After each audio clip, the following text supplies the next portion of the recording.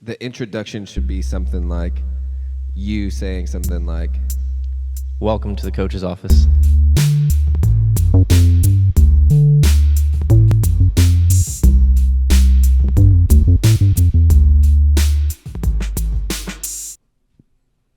All right, and we're back. We're here in the coach's office. Once again, we've had a month and a half off. it's been a while. It's been a little while. Good to be back. Mm-hmm. Good to sit down. We have our first sponsor of Let's our get it. podcast, Cativa, CBD company. They're local here in Portsmouth, Virginia. They make a lot of great products. I've been using them for a while. I enjoy them. Me too. Yeah. I had a Delta 8 infused hibiscus tea last night. I really liked it. Drank half of it. Watched a show. Went to sleep. It was perfect for me. I really like it for sleep. Yeah, that's what I've noticed. It's helped me. Yeah. I wear that Oura ring, and I track my sleep, and my sleep's improved. Yeah, mine has improved dramatically. So yeah, but shout out to Cativa. Good stuff. That's right. We are, we're back. I think today we want to talk about. We saw a YouTube video. Oh yeah. From, I don't know, his name's Zach or something Mm-hmm. online. He was talking about elite athletes, elite CrossFit athletes, and I guess you could generalize it and say elite athletes. Yeah, he used the elite athlete term for multiple sports. Right. But stuck like hammered really on CrossFit, I think. It seemed like Focused on CrossFit. It was a short did video. CrossFit almost. Yeah, it was a short video. I think he's a weightlifter, but he likes sprinkling in his thoughts and ideas, which are great on YouTube, and he's funny too. But he was talking about are elite athletes healthy, Mm-hmm. and what's the difference between health and fitness, and figured we'd jump into that and start there and see where we go. Right, and because the video sort of presented itself right as Dave Castro removed himself. Maybe you could say he got fired. I watched like 5 hours of Savan just ripping people. He should for sure be a stand-up comedian. Savan, Yeah, like I feel like he could do that. he's very funny. Yeah. I didn't know he was this funny, so I had only seen clips and was like, man, he seemed like a hot take sort of guy. And he is. However, he's very funny. He's putting on a show. Mm-hmm. Like, it's actually what he's doing. But he does know what he's talking about too. So there's a little it was refreshing for me to sort of see him in a new light too. Cuz it's not like I didn't like him. I don't even know him. I only met him once. Mm-hmm.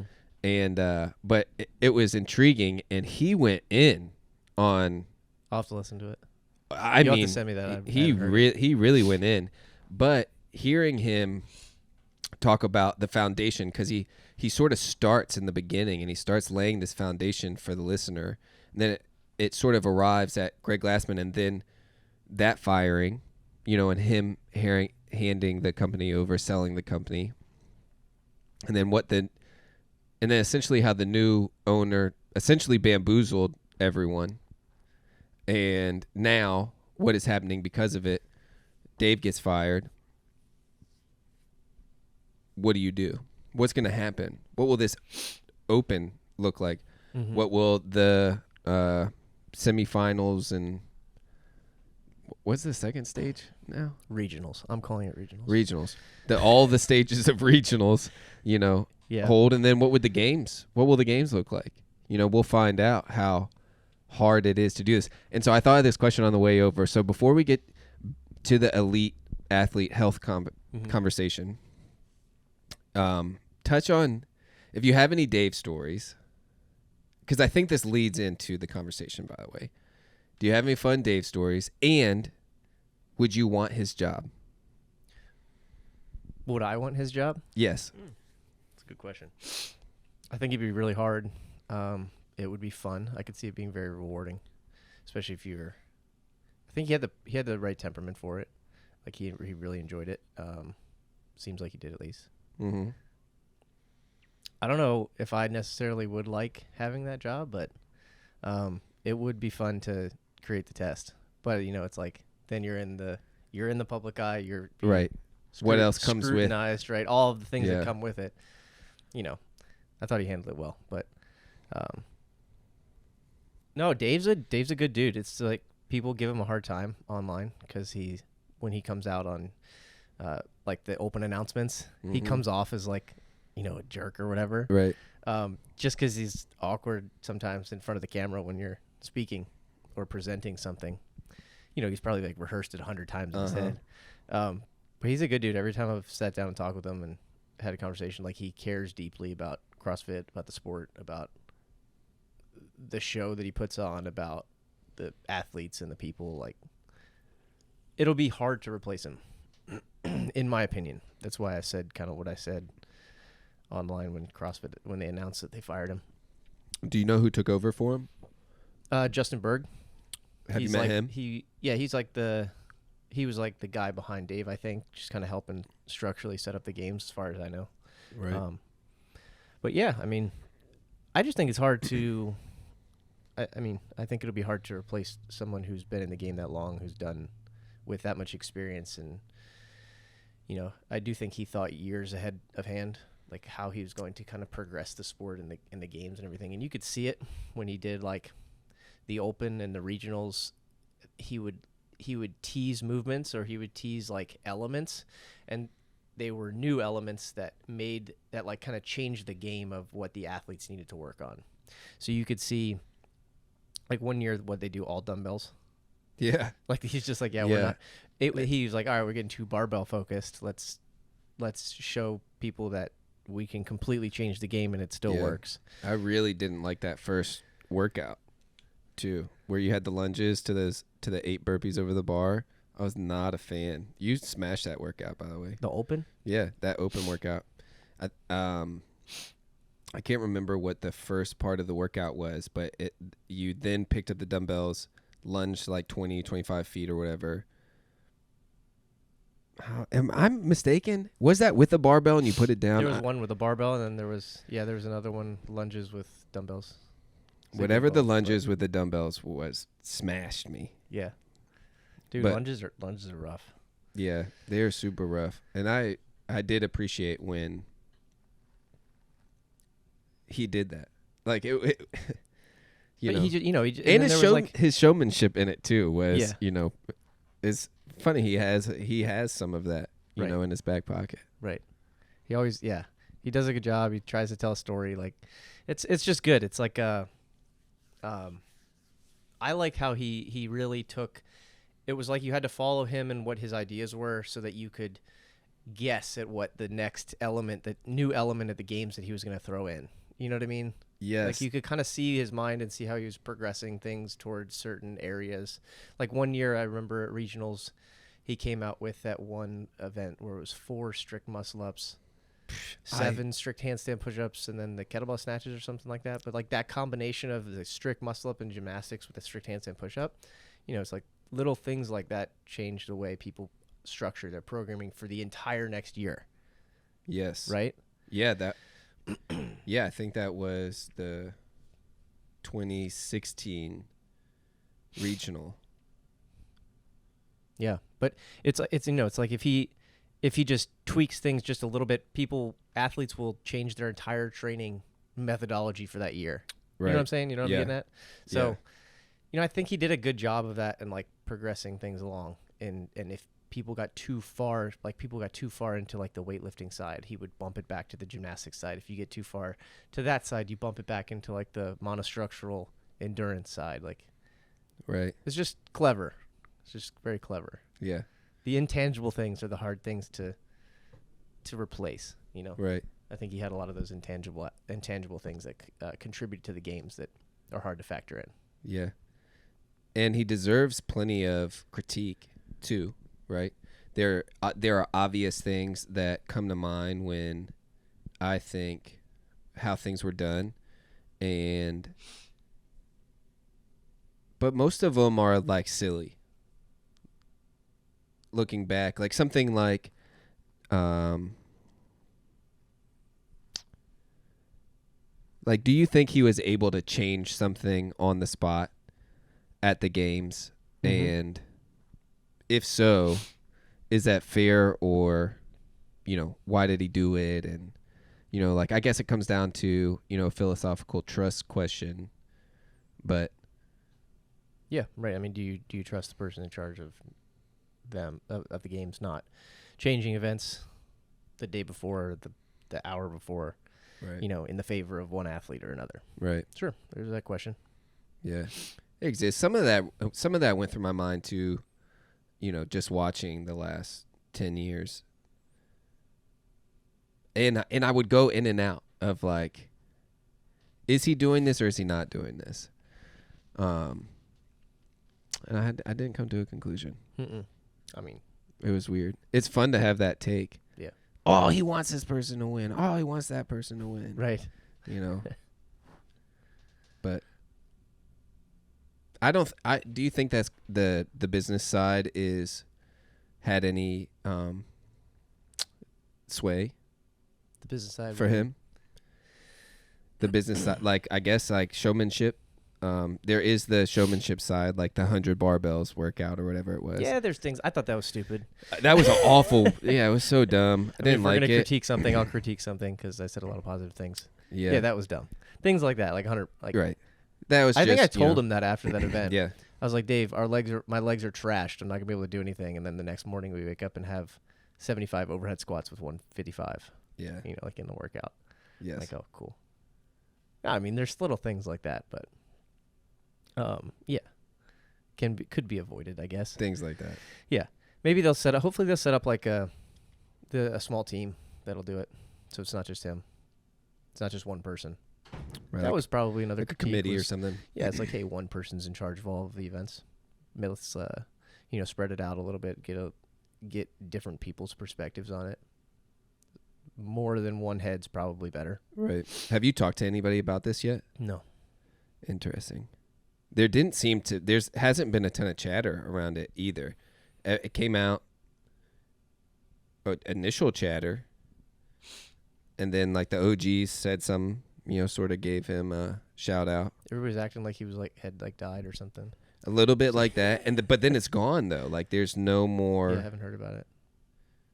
CrossFit's made a lot of changes really abruptly in the last year or two, and it's difficult when you do that. Like when you have it was growing at such a fast pace, like 2012 to 2015-ish, 16 maybe, like in Carson. It was growing so quickly, and it was like everything then after that seems like it's declined a little bit in interest, let's say. Yeah. I don't know. Yeah. And then it was like boom, boom, boom, a bunch of changes all at once. So I think it'll take a while for them to kind of bounce back. It's like when you get a big dip or lull in something, like it takes a little while for things to come back to, homeostasis or a little bit above it or whatever, right. To try to beat it. And sometimes they don't come back. So not saying that'll happen. I believe that, CrossFit's it'll be pretty resilient and the community's pretty resilient, but.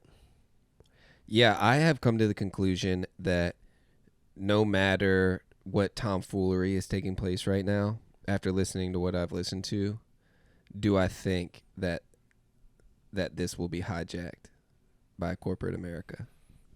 I don't think it can be. I don't think the community would let it. It seems to be so. It seems to be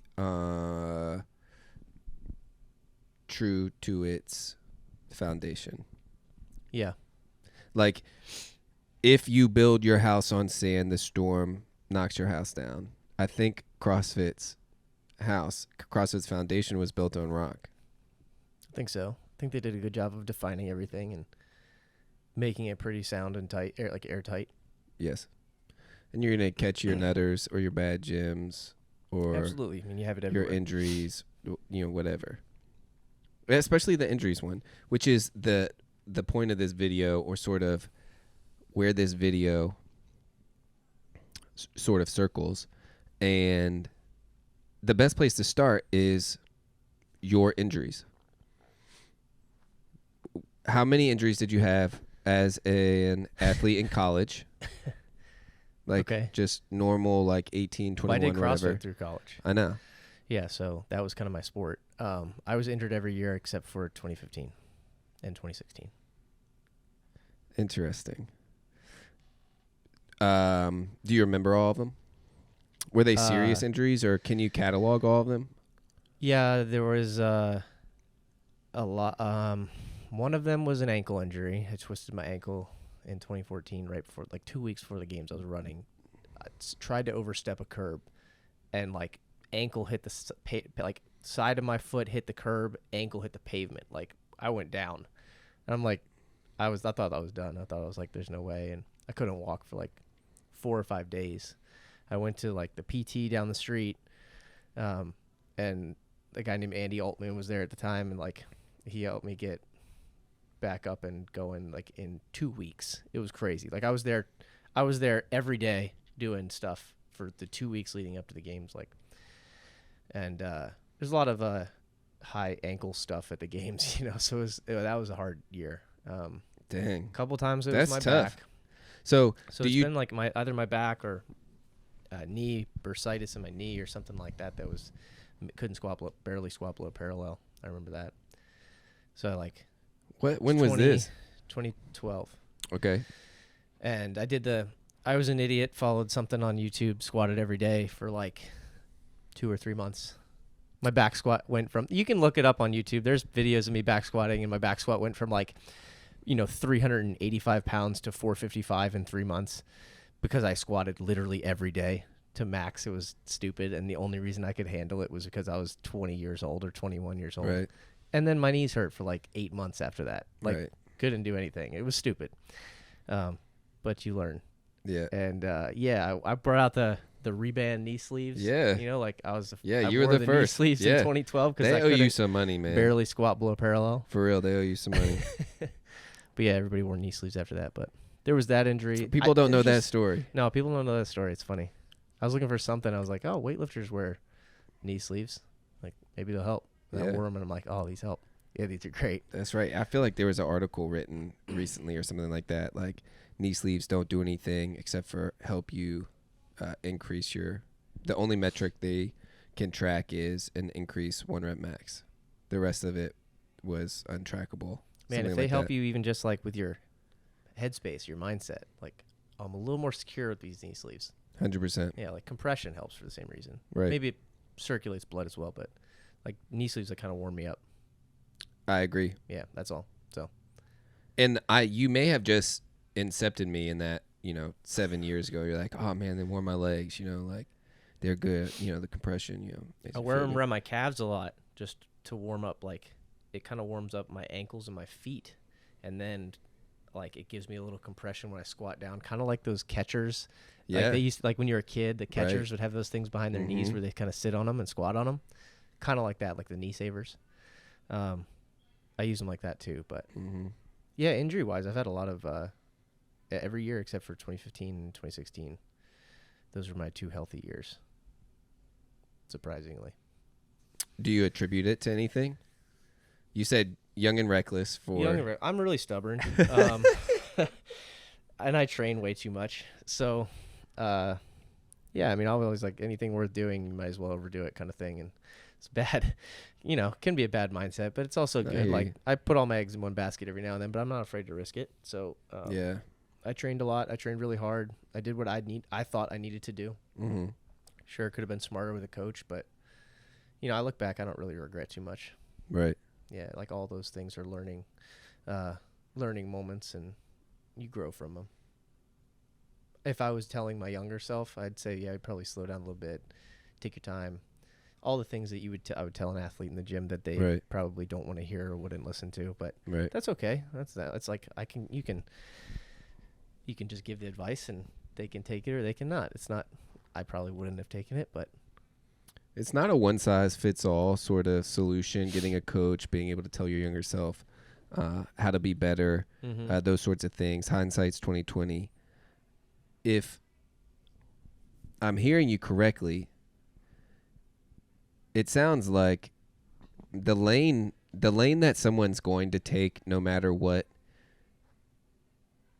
probably will be derailed at some point for some reason.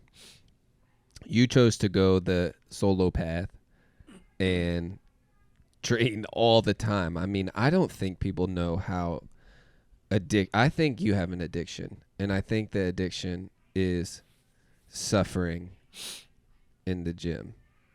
Sure. It's crazy. Like, Yeah, I mean, I train a lot. I don't think that there's many people that train much more. bro, we went to Than we the did. beach one time together. The beach, like to hang, sit, watch the ocean, and worked out 3 times. Like on vacation. Not afraid to do what it takes, you know? I wanted to win. I know. That's what you do. It was honorable. I did it. I mean, instead of sitting on the beach, I did Yeah, I workouts. mean, there's a time I'm going to be sitting on the beach and not doing anything. So- it's just not right now. Right. It's hard to even put that in that mindset into words, for people to understand. So let's translate that over to, is that healthy? Can we make that Well, jump? the guy's hypothesis is that it's not. Mm-hmm. He kind of says all elite athletes aren't healthy, but if you look at certain areas, like look at bodybuilding, no way that's healthy. I mean, it's the easiest one Look to point at at. strongman, powerlifting. What's his name? The mountains, like half of his face was paralyzed for like a couple years. Yeah, but I mean, just functionality wise, it's not like those guys are so big. It's like being, 6'9", 400 plus pounds, like 400 plus pounds for anybody, no matter if you're all solid muscle or Right. or 80% body fat. It's like it's hard, like Yeah. on your and everything. So Right. it doesn't seem like that's healthy, if you ask Right. me. Right. And And you're not saying that person is destined to be unhealthy. You're saying No, not at all. Look at transformations a lot of those guys have made.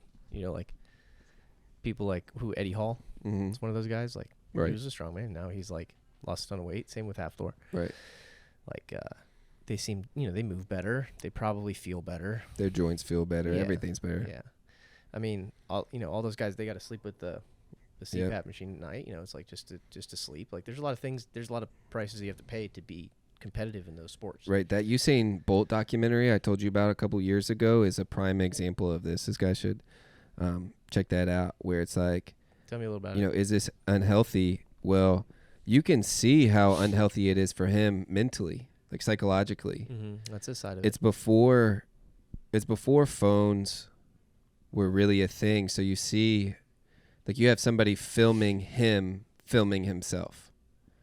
So like, because he wants to stay as focused as he possibly can, as disciplined as he possibly can, as unadulterated as he possibly can, he isolated himself from everyone and everything.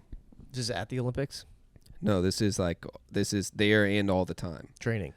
This is like, I don't go out in public so that I don't get persuaded to do something I don't want to do. I don't go out in public so I have to. Was that just him personally because of his personality, or was there a reason for that? I think he said it would become too much of a distraction. It would derail me from my goal. Yeah, so he was just laser focused. And it's like, but you're watching it and you're admiring it. Yeah. In the entire time that you're admiring it, you're going, I feel so bad for him. He doesn't have any friends. Like, it was like he had no one that was not a part of his expressing goal. that, or was that you thinking that? I think he expresses it. I think it's implicit, not explicit. But I think you can just see it. Like, I think you can read. Maybe I'm reading body language. Maybe I'm reading like the- subtle cues that he's giving. Or the person that shot the video?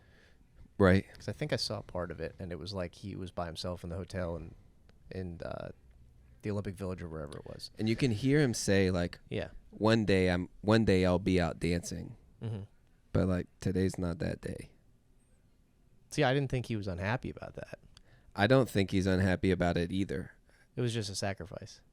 Right. So you can go into the language discussion of, are we using the right words to describe what we're trying to describe? Or is there something greater happening right now where, like, I'm looking at it and I'm going, is it actually worth it? Or it's not even is it actually worth it? Because you would say it's worth it. Look at what he accomplished. Look at how... was it worth it if you finished second? Right. And we don't know that because he never did. Mm-hmm. And also,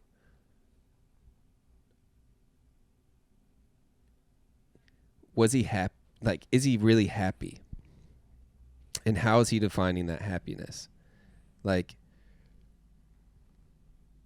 we usually come back to the Bible consistently for stories, for narratives, for metaphors. One thing that the Bible constantly did, or the story of Jesus constantly did, was it would invert things. Last will become first. The first will become last. Those sorts of things. Mm-hmm. You know, if you want to save your life, give it away. Right? When I think of, you know, this elite athlete and health, do I have to think of, am I able to process how many different factors go into what health is for this person? And at the end of those factors, if we arrive at his headspace, or I guess we need to arrive at asking him, yo, were you happy here?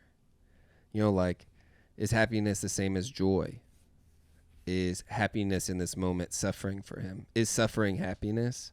Is discipline happiness? Right. Or do those things, or are they mutually exclusive? You know, and you're factoring this happiness into his health, quote unquote, also. Correct. Health being the totality of as many factors as you could possibly add into someone's well-being, I guess. Mm-hmm. Yeah, and from my point of view, the discipline portion of it is what brings the happiness. Right. You embody that a ton. But if you even, and the only way that I can share that is because I've won and I've lost. Right. The happiness doesn't come from the winning or the losing. That's just the thing that happens. The happiness comes from the process of the daily discipline, the daily, I'm not even going to say striving, but the daily crucifying of your desires to be comfortable or make things easy. You know what I'm saying? Yes. It's like, oh, I feel like I just want to sit on the sofa and watch television. Okay, I'm going to go for a run. Right. Because it's the opposite of the thing that I want to do right now. I know that would make me comfortable. Right. That would be easy. The story of Jesus, he tells a story, and it culminates with him saying, if you want to experience life and life to the full, you have to pick up your cross daily. The cross was the Romans' worst torture device. Mm-hmm. And this dude that we shape time after just said, pick up the Romans' worst torture device daily. I think that's why people are attracted to CrossFit as much as they actually are. Mm-hmm. Because they don't know how to pick up a cross daily in their everyday life. It doesn't exist. Like, it's very it's like it's rewarding. It's like it's rewarding, but you don't realize it until you do it. You know, like, right, because it's inverted. Yes, it seems because it's supposed to kill you. Right. It seems like picking up your cross daily would be super difficult, super challenging, and maybe it is for some people, right? Maybe it is. Well, it is. I think it is super difficult and super challenging. But there's a reward from that. Right. Which is not what we typically think. Right. Right. It's the input output of this equation is transcends what normal things. Outside of exercise, there's not a lot that can, add language to this for most people. Because it's like, I don't want to go on this run. I'm sore. Whatever. You go on your run, you finish, and you have more oxygen. Everything that comes, more oxygen running through your bloodstream. You have this euphoric sense. You have your runner's high. You have the calories burned. You have the, beating lungs. You have the sense of accomplishment, so on and so forth. Mm-hmm. And this picking up your cross, that is running in this analogy, doesn't kill you. It actually makes you stronger, right? That which does not kill me makes me stronger. Mm-hmm. It's super fascinating because do these things lead to health? Or does your perspective of these things lead you to health or dis-ease? Right. So how do you CrossFit defines health as fitness over time, and that's it. That's all they say is like the area under the curve, essentially, is like fitness over the course of your lifetime. Right. How high you can keep the level of fitness for as long as you can. And I think there's a lot of factors that go into that, like mindset being one of them. Because if you have a large lull, let's say you hit it hard for 5 years, and then you have a large 15-year lull of low fitness level. Right. Your health will decline during that time. Right. Because the area under the curve will decrease. Right. So, yeah, you have to factor in all of these things. So you want to be like a slow and sustained thing if you're looking at it over the course of your lifetime. But if you're looking at it over the course of I want to be the fittest in the world right now, in the next 5 years, it's going to change your perspective of health. Right. You're going to need to redefine that and actually do things that you do things that the members of your gym in this community at large do not do. The members of the gym are coming in for many factors, lots of nuance for the reasons that they come in. Mm-hmm. Almost none come in to win the CrossFit Games. Right. I would say you are still walking into the gym with that as your goal. Absolutely. Because that is your goal, what would you agree with with this guy's take on what healthy habits do you have to sacrifice personally to be elite? Just the sheer volume of training is different. I think I'd train less I think I'd train less. I've been thinking about that for you too, just personally as a friend, and I don't think you would. I think you're addicted. I think you like it too much. Like, you really like it too much. I have an addictive personality, like through and through. And well, there's part of it like I have to exercise. I have to work out for the day because you just feel bad. Right. Like your you body like it. Doesn't feel bad. You like this though. You just got done last night doing this absurdly hard workout. You come over to the kids' joint where I'm watching my twin daughters, and you're like, "Yeah, I just did this." Well, I asked you what you did. You told me what you did. And then afterwards, you're like, I think I got to do something else. And I was like, I know what you've already done. And it's Monday, too. And I'm like, we always do too much on Monday. Right. Yeah, always. Right. But I think that's just because you like it. Yeah, I mean, I wouldn't be trying to compete again this year if I didn't really enjoy it. So, yes. Can you scrutinize yourself? And can you call out your unhealthy habits? And maybe it's not unhealthy. I guess we're trying to establish whether or not your commitment to trying to win is unhealthy. Then I think it definitely can be. I wouldn't say. When does it become unhealthy? I wouldn't say it's healthy. I can't say that it's healthy. Right. I really just can't. So why? Okay. So then why do it? Yeah, for me, it's not. Health wasn't necessarily the end-all, be-all. I don't know. Mm-hmm. It will be at some point. Right. But right now, I want to see what I'm capable of. I want to see what my body can do. Right. There's a limited time window for that. Like you have health, you can try to be healthy the rest of your life, but there's a very limited time window where you can try to be the best in the world at one thing. Right. Or a multitude of things in CrossFit sense. Right. And that's what I enjoy, and that's what I like doing. So that's what I want to do. So you're willing to sacrifice a little bit of that health. And when I say, what am I sacrificing? I'm sacrificing the feeling kind of good during the day. You know, you're sacrificing like you don't feel great every day, but you're still training because you're training with a purpose. Like you're going to do everything you do is intentional for a reason. It's not like you wake up and you're like, oh, I don't feel quite so good today, so I'm going to take the day off, or I'm going to just kind of do this little thing here. It's like, no, I need to put the pedal to the floor here again today. Right. And I need to go a little harder. I need to do this thing that I don't want to do, just for the mental sake of, oh, I don't want to do it today. I need to do it. So you're training your mind, but you're training your body too. So there's two components there. So I think the health part of it that I'm sacrificing is maybe the mental side a little bit. Right. I don't know. That's a tough question. I haven't quite thought about it enough. I'm thinking about it here for the first time, really. Yeah. And we do that a lot. I think that's the nature of a good question, is it makes you verbally process something for the first time. Yeah, I mean, what do you think? I mean, physically, I think you're not. Physically, I think you're in pretty good shape and you're pretty healthy. Like, I don't eat crap. You know, like, I try to eat well. Right.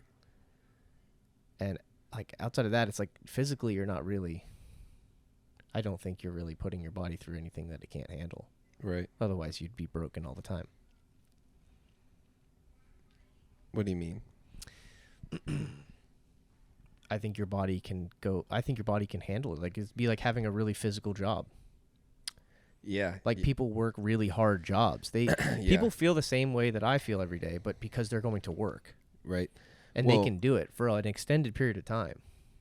All right. The juxtaposition of that is interesting because 5-6 years ago when Kelly Starrett does the mobility WOD, which is now the Ready State, and, you know, Becoming a Supple Leopard, that book was so revolutionary. Like, the original, you know, Kelly Starrett videos, like, he paved the way for so many people. Yeah, I still think that door has it been cracked. I don't think. Yeah. I think that people have no idea how far that can go. Right. I fully agree with that. And like, to the point where I was pretty obsessed with it for a little while. Like the biomechanics of movement and how it can keep you healthy and how you can perform so much better than everybody else if you just move better. Right. It's almost unlimited. Yes. It's crazy. It's what made me fall in love with weightlifting. Like, really fall in love with weightlifting. Especially Chinese weightlifting. Yeah, the attention to detail. I couldn't get enough of it. It's very it was almost addicting for me. The attention to detail, yeah. Listening, because my daughters are starting to sort of take steps and squat right now, like, and catch themselves. They catch themselves in this perfect, fully upright, deep squat. And, like, if you know what's going on, you go, holy smokes, what makes that go away? Which was what I was coming to, where you had these hard, grueling jobs have beat people's bodies down for the longest time, but, like, it didn't present a ton of disease. Now you have people sitting, not beating their body up, That's an interesting and point. it's presenting terrible disease.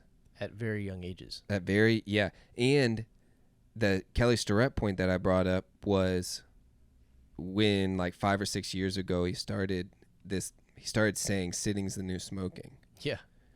And I really latched onto that. I was like, that's so good. It's so, and what he did, I think he got his kids schools. He went and educated them and then got standing desks in his kids' classrooms. And then they started tracking different data points, and they started realizing that all the kids that were standing instead of sitting were performing much better. Their brains were working better. It was like their heart pumped blood better. Like, all of these things, it was crazy what they were tracking. And it was like, just because they were standing, that's wild to think about. It is. And, you know, when you scale that or aggregate all that data over the course of time, oh man, it's kind of like when you look at the COVID stats right now and you can see the atrocities of the people that died from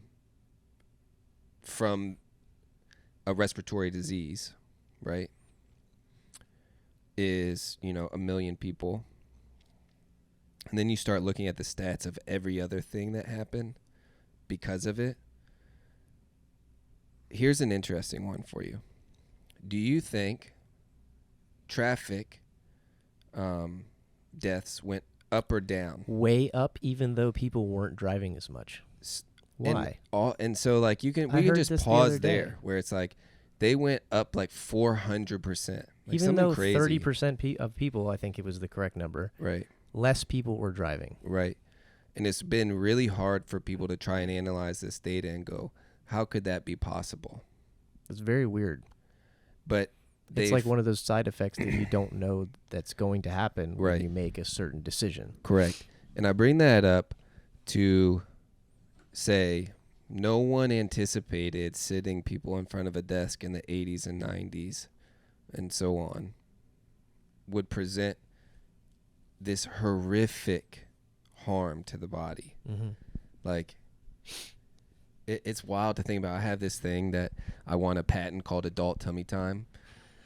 Where like I just see people that have these weird curvatures in their spine, or they have like the weird phone neck thing. I'm like, yeah, like if they lay down on the ground, their head, they can't touch their head to the ground. Right. I mean, I've seen people like that, and it's like, hey, just lay down on your back on the ground without a pillow. It's so easy. It's like so simple. And then roll over and go into this prone like Superman position for 5 minutes a day, 10 minutes a day. Yeah, spend time on the floor. That's it. Like you'll be okay. I look at health as that, like being able to move through space and being able to move well. Like, right. I do look at it like it's interesting. You saw you see your daughter move, and you're like, huh, we kind of just deteriorate over time. Like you almost just lose that ability. So why not make your goal to maintain that ability for as long as humanly possible? Yes. Like, I mean, look at elderly people, the ones that are the strongest, that can sit down and stand up without the assistance of another person. They live longer. Right. Why is that?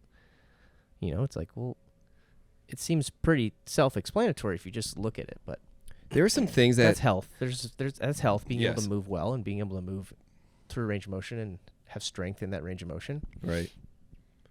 It's captivating to me to watch people who can't move become able to move. Yeah, I mean, like, we've seen it so much here, and it's so cool. It's literally the coolest thing ever. Right, it's inspiring. It is. Yeah, it's motivating. It's inspiring. It's what attracted people to this place. I think it's interesting to see the behind the scenes and hear you talk about the cost, the price of what you just said, to try and win. Like, what does it cost, right? I laugh at people when they tell me they want to go to the games. That sounds like I laugh in their face. I laugh in my mind when somebody's like, "Yeah, I think I'm gonna," But you even like 4 years ago when they're like, "I'm gonna train I'm gonna go regionals," and I've never seen you laugh at it. This might be in your head, but it is in my head. But yeah, I'm very kind. I'm very kind to let you know. And this podcast isn't necessarily an example of how I would treat you or speak to you if we were talking. This is a glimpse into some of, I'm verbally processing through some of the shadow side of my observations, which could be interesting. My mom was like, I don't know that person on the podcast. And I was like, what, really? I didn't think I was being unlike myself, but I am giving some. She said she didn't know you? Yeah, it was. That's funny. It was very interesting hearing the critique, and I was like, okay, am I explaining my takes too harshly or too rationally or too logically or too filtered? Yeah, or too filtered. Like, Maybe am I that's not what just being loose in who I want to be, and I don't think that. I think this is an exercise. Is necessarily it, but this is exercising that. If somebody wanted to go to regionals 4 years ago, it was you could immediately tell, like, you really have no shot. But do it, man. But go for it. That's what's beautiful about. So why would you still tell them to go for it? It's that stupid, corny, aim at the moon and land in the stars. Okay. Type of story. Like if you tell a fairy tale, you know, of trying to marry the princess or whatever, and it just ends with go out and slay the dragon or something. Right. That's the goal. Like yeah. Everybody's dragon's different. Right. Yeah.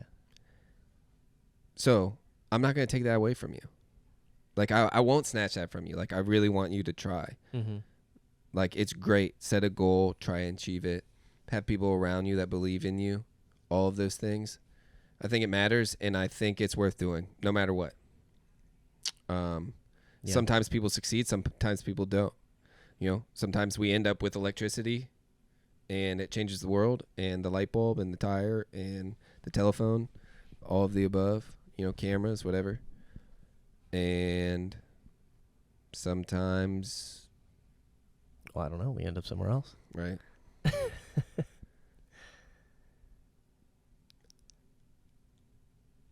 If perception is shaping reality, and that person walks in here and they set their eyes on something, they project 5 years out, I'm going to be here. That is probably the best place for them to position themselves. Mm-hmm. And you're saying the reality is still changing for the better, although they might not hit the goal that they want. Correct. Yeah, that makes sense. And it changes for the better, I think, because of the side of discipline and setting a goal and working towards something. Right. So I think it's positive, and I think that's where happiness comes from. That's back to the happiness point. Yeah. So I think that, I think that's important when it comes to health. But I don't think that elite athletes are incredibly healthy. So are you building elite athletes? I don't think any of them are. Yeah. However, I don't think they're not worth emulating. And I also don't think that they don't know how to be healthy. That's the thing. Mm-hmm. I think and I can just talk about you. I've been in Chesapeake for 8 years. I've observed your career for the last 8 years. At no point did I think I should tell Ben he should stop doing this. It's unhealthy, right? Mm-hmm. However, I have thought many a times, I wish we could just go to the movies. That's hard for him to do because there's a price at going to the movies.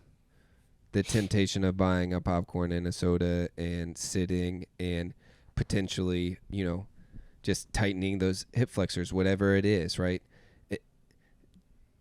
It just exists, taking you away from your family. And the movies is a bad example. That makes it sound like you say no to going to the movies. But I still do need to watch the Spider-Man movie and The Matrix. Haven't seen either one. Heard The Matrix was bad, but I heard Spider-Man was good. Don't listen to the haters on The Matrix. Just watch it a couple times. I'll watch it. Okay. I haven't seen the Spider-Man movie either, so this is perfect. We can go. Yeah. But, yeah, there's prices that you are willing to pay or not pay. That was interesting about the Usain Bolt documentary. I'll have to watch it. Maybe I haven't watched it. Mm-mm. That he was that isolated. Oh, yeah. That's interesting. We talked about that a lot. Yeah, he was... Just to stay focused, right? Just to stay focused. That was the reason why he was that isolated? Because he said his personality was one that was like wanting to go do these things, but he knew that if he even just ventured out, he would end up going all the way. Right. So he didn't even... He put limits on himself. Right. That's really interesting. One of my favorite movies... I think Old School. There's a movie called Old School. I think it's one of the funniest movies ever made. And this boy, Will Ferrell's character, he gets married, and then fast forward, his wife. He's like, "Hey, I'm gonna go out with the guys," and he's like, "Hey, don't bring Frank the Tank's dead. Frank the Tank doesn't exist anymore." And he's like, "I know, honey. Like Frank the Tank's not a thing anymore."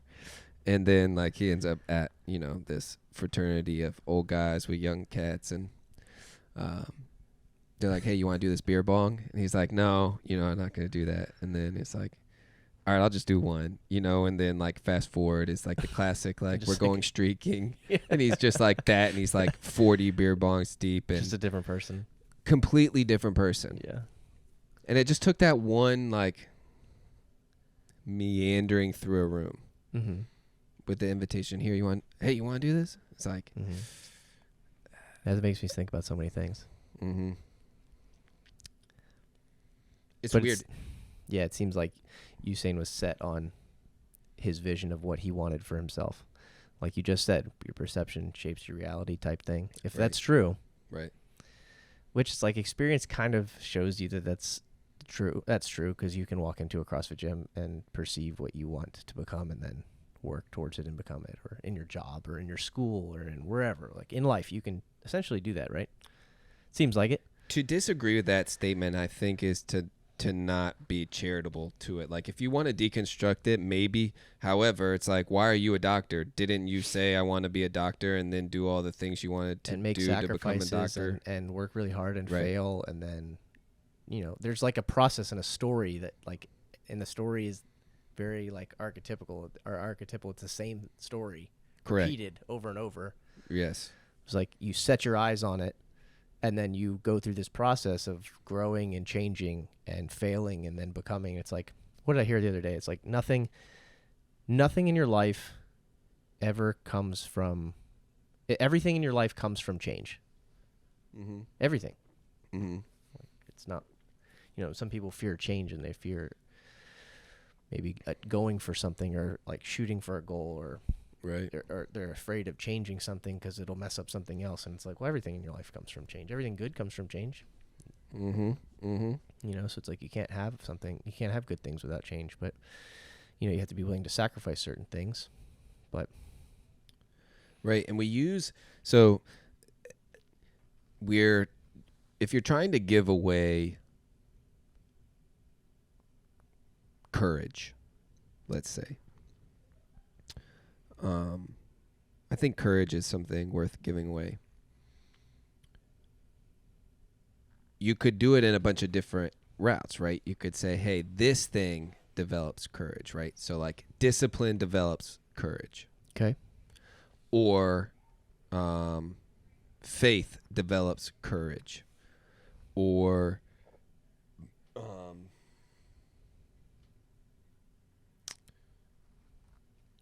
you got one? Failure? I don't know. Failure develops courage. That's success. That's awesome. Failure? Right. The list goes on and on. Yep.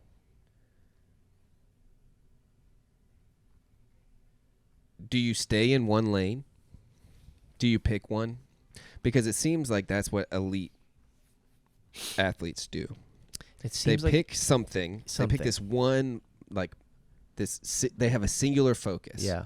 Right, and then they decide another thing that they're going to use to accomplish that singular focus, and then that has a couple of things built into it. But like you pick your lane. And you really hone in on it. And it's easy to sit on the outside and say that person's not healthy or that person's,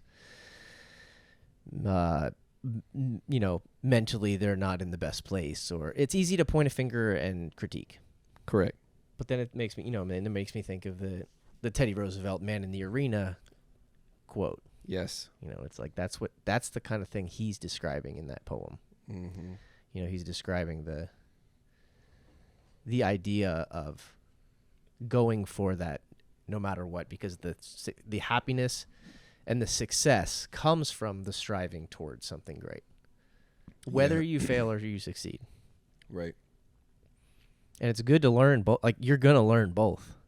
I mean, you're at least gonna learn how to fail. You're not gonna succeed every single time. Right. And if you don't learn how to fail, this is why evolutionary biology is so fascinating, is because what failure does to the lobster. What failure does to the male bird who does its dance in front of the female bird and doesn't get picked. It sends them into a downward awful spiral. Like it's almost like they become You could say their life depends on it. Yes. Or generations beyond them depend on it. Right. That's the same thing for us, isn't it? Because I think if you don't learn, also if you don't learn how to lose, then you're going to end up in a bad place. Yeah. Joe Burrow and Jamar Chase have never lost a playoff game together in college and now in the pros. Mm-hmm. They're in the Super Bowl against the Rams. Mm-hmm. That's a fun stat. Yeah, that's cool. What if they lose?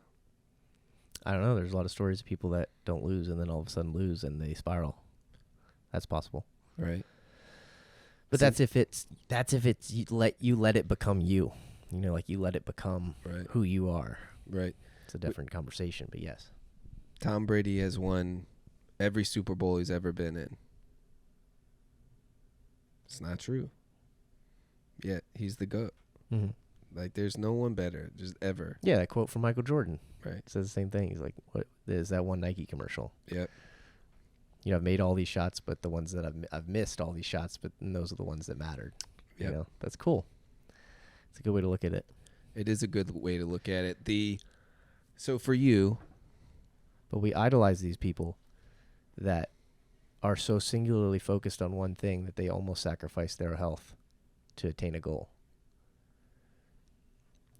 Right? Yes, and lots of them did. You know, lots of them attain it. Yeah. So what is it about that we're so drawn to? And is it okay then to not be healthy to go for that goal? Like, is that sacrifice worth it? That's an individual thing, right? Like you said earlier. I don't know. I think so. I'm just trying to relate it back to the health and. Well, it would be interesting to do the experiment of walking through this in like a different domain. I just thought about all of the tragic singers, songwriters, performers that OD die at 26. You know, that there was it was like weird, like so many of the 90s stars all died at 26. It's really strange. However, you know, like you have these. Is that unrelated to music, you think, or is that related to it? Is it just related to the lifestyle? Because you could argue that you don't need that lifestyle to do that, to perform the music, but then you don't know. Maybe it is a requirement. Maybe you like become that thing. You become that spirit of the performer. And with that comes all of these other things like the lifestyle.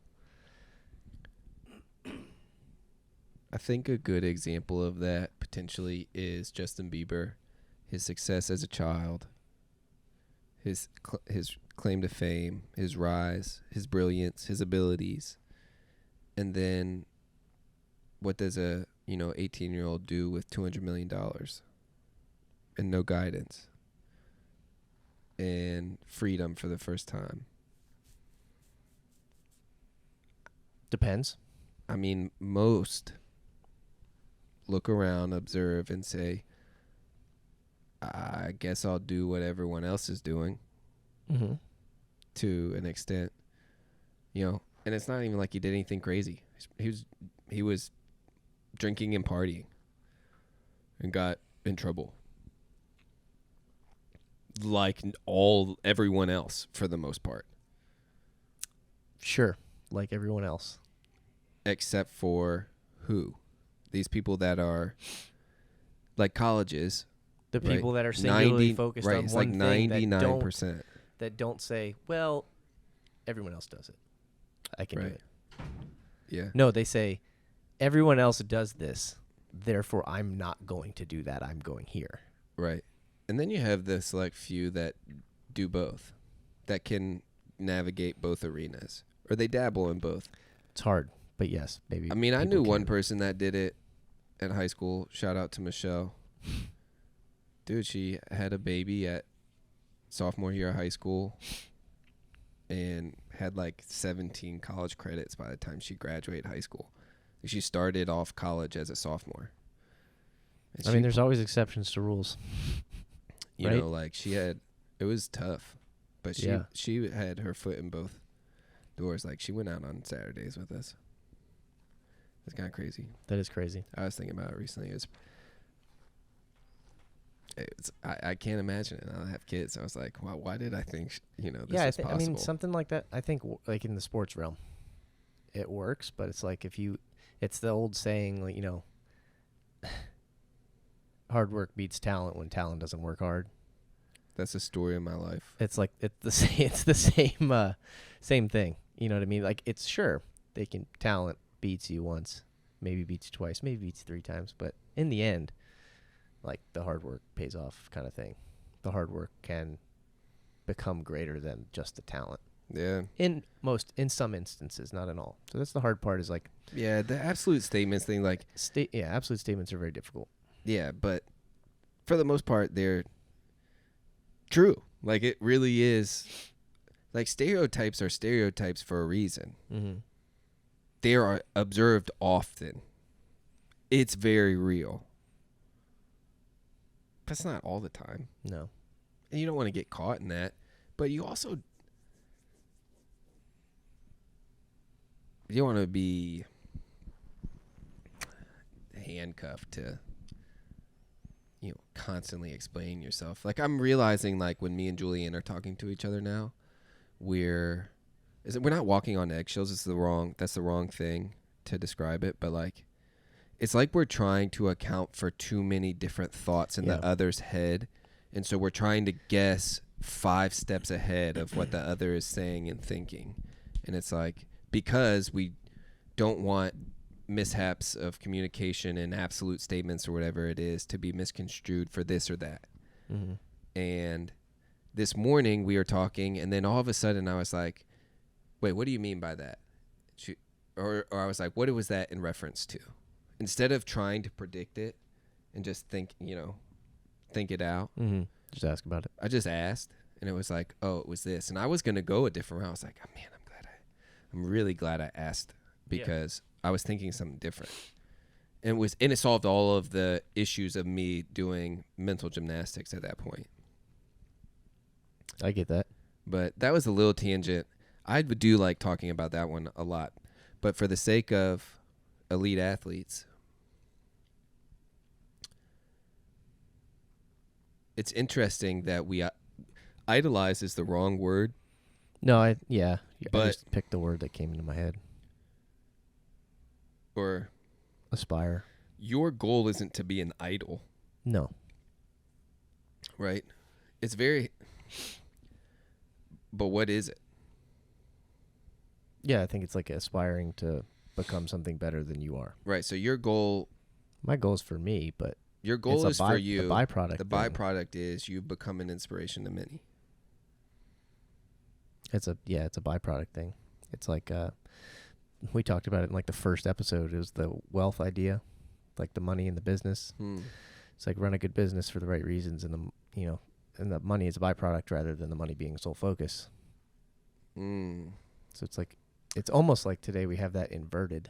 Like the people on Instagram are trying to be idols for people. Yeah, and people are looking for people to follow. Right, literally. Right. Click the follow button. Right. Whereas in real life, in actual reality, not in the metaverse, yes, you have examples that you look to and that you can see and you can follow. That inspire you to be a little bit better than you are. Right. And you're in the right place when you find those people. That draw that out of you. And those people make a lot of sacrifices and may not be the healthiest person, but they're very solely singularly focused. Not saying that you need to do that, but that idea you can help take and translate over to your dragon that you have to slay in your life, right? Yeah. So your mountain that you have to climb. Because everybody's is different. So this year's mountain for you is your goal is to win. Yeah, I'm going to go back to the games and compete. You want to compete. I You've wanna been using compete. that word a lot, compete. Compete. It's because it's different. Yeah, I know what you're saying. Because I don't care. It's not like I don't care about winning. Like, I care about winning, but I just want to. I know if I compete, the byproduct will be winning. Yeah. Like when I won, that was what it was. Right. It was a byproduct of everything I did. Right. It was not a. I wasn't solely focused on winning to make money or solely focused on winning to do one, have one thing. It was like, it seemed like a byproduct. Yeah. I could be wrong, but that's what it felt like. No, I don't. Because it's like, again, like you said, like I just love the process. Like if I wasn't here, I would have a job like, woodworking or something. And you just be solely focused on that one thing, and that's what you do, and it just like consumes you. Something like that, right? Like hiking. You'd be an artist for sure. I don't know. Not an artist. I'm not that artistically gifted. Is woodworking artistry? It's an artisan. Like construction or something like that. Building, architecture, engineering. Yeah, I mean, have you seen any of these cathedrals? They're beautiful. They're magnificent pieces of art. Yes. Sorry, they inspire. Right. We've lost that. Absolutely.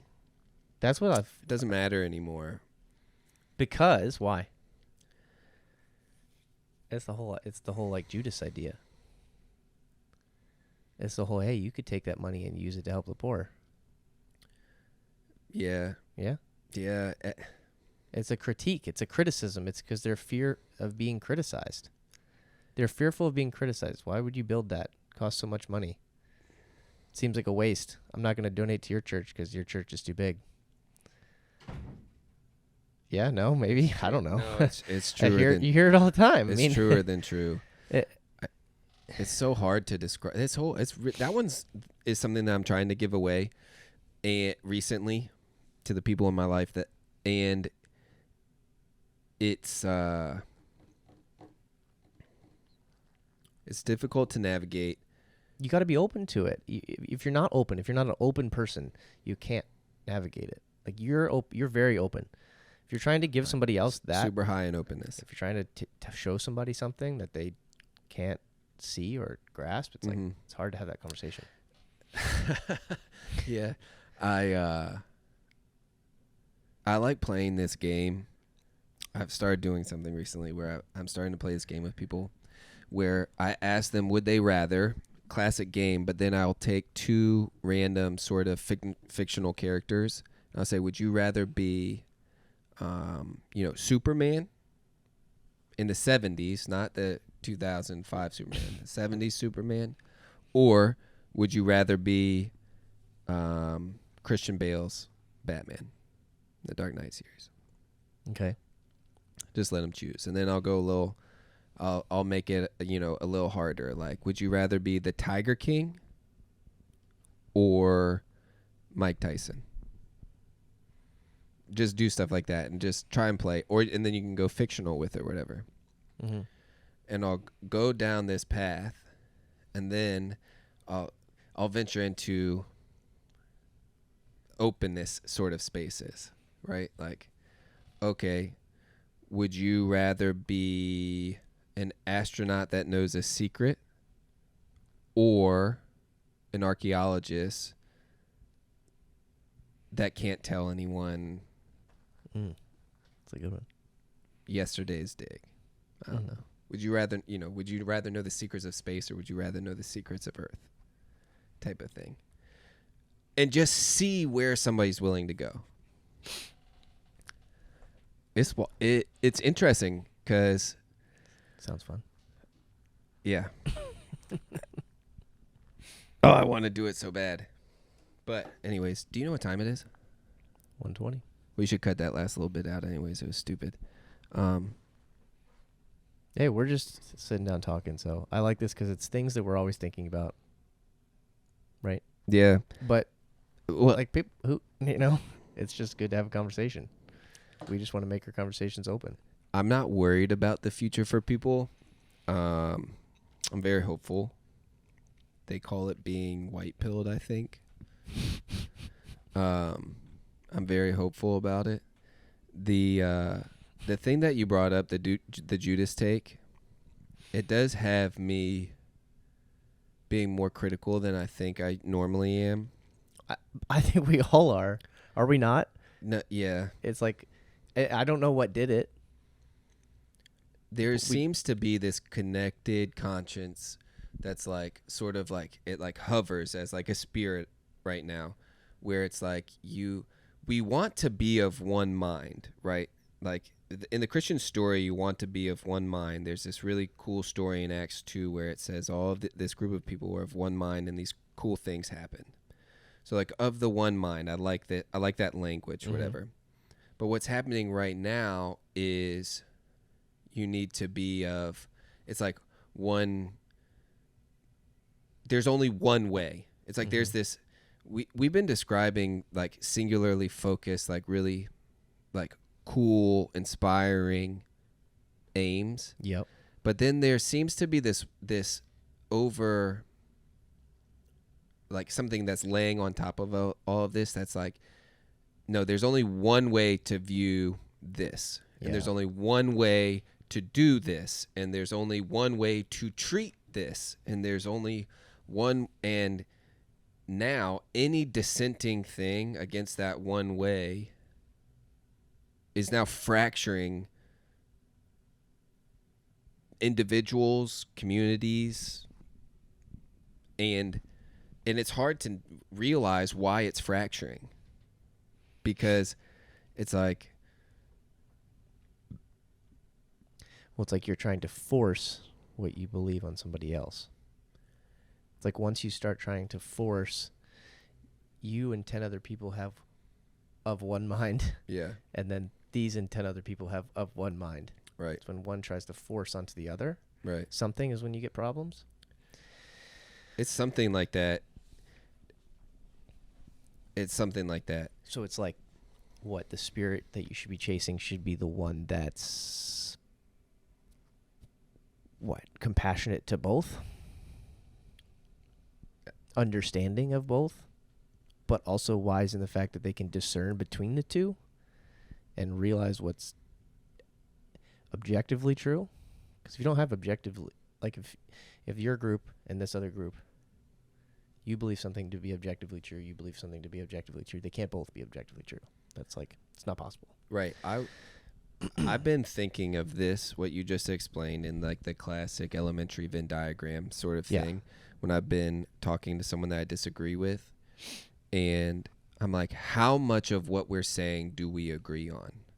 Because somehow we get caught in talking about this, because I think there's a little tiny bit of that Venn diagram that we don't disagree on. Like, I think everybody's circles are actually way more overlap than they think they are.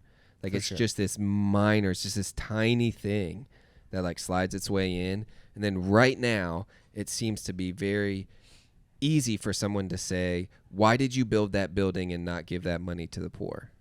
Just because they can, for some reason. It's very, it's... I don't know how to talk. It's like weaponizing guilt or weaponizing compassion. Like how dare you not be... Weaponizing guilt or weaponizing compassion. Yeah. Yes, and like, that's I think, really true. I think Peterson's going to write a book on it. Like he's writing, he's writing a book on the subject. But it's like, that's what it seems like when you look at it. That's what seems to be happening. Do I weaponize compassion and do I weaponize guilt? I read a book. I'll go for the sake of being timely. I read a book maybe like 4 years ago, something like that, called Scary Close. It's about manipulation. It's from the guy that wrote Blue Like Jazz, a couple other books. He's a writer. He ends up getting married later in life or whatever, and he's telling this story of this time that he's exploring and experiencing as he's getting married and dating and all of the above. And the book sort of is about weaponizing guilt, but through manipulation. So using a manipulative demeanor, language, whatever process to arrive at whatever, thing that you think you're supposed to arrive at. And what he walks through is this, what he thought he was arriving at ended up not being true.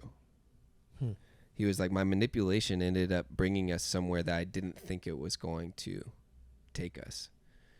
And Like that side effect type thing. yeah, this byproduct type language. It was very interesting.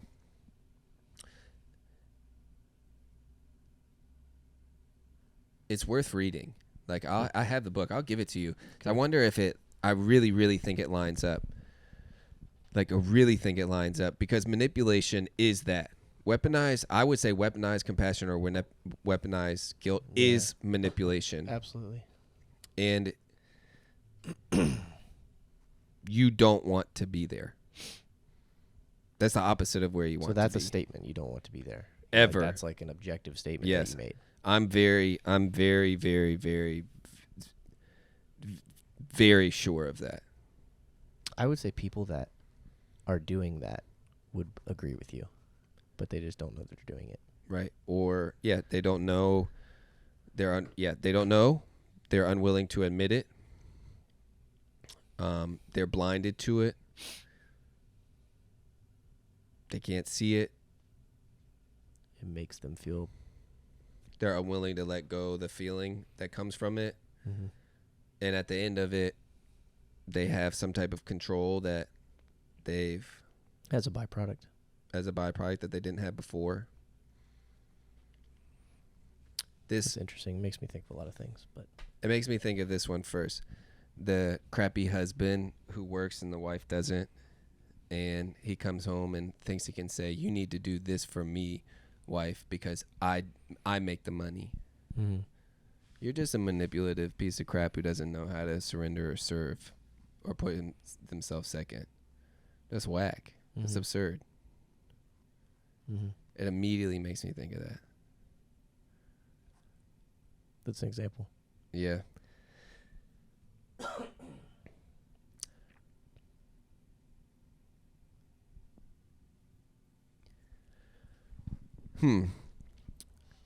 Shout out to the next episode because we're going to start featuring a piece that I'm coining Story Time with Ben Smith, where we're going to dive into just a random thing that you definitely don't know, or just like this ankle story, like just fun training stories or things that are going to lead up, that led up to an open or a regionals or a games, because we're coming up on an open season. We'll be going into regional season, whatever, in the game season. And it's like, I think it'll be fun. I think it'll be, the tips and tricks episodes will sort of happen. The clips will happen where it's like, hey, focus on a couple of these things.